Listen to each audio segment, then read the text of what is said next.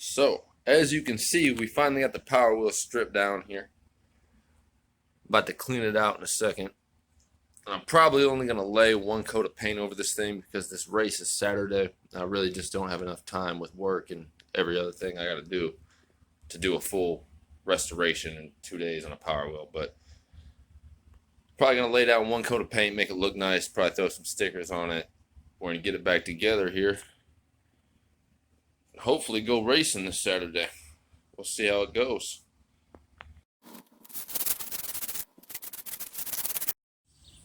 All right, we got the Power Wheels out here set up. About to dust it with some paint. Let it dry for a little while, and hopefully it'll be looking pretty good for Saturday. First coat of paint laid down. What we used. Rust-Oleum Sunshine Red. It's crazy, this paint's probably a year and a half old. I had it from the first time I did this.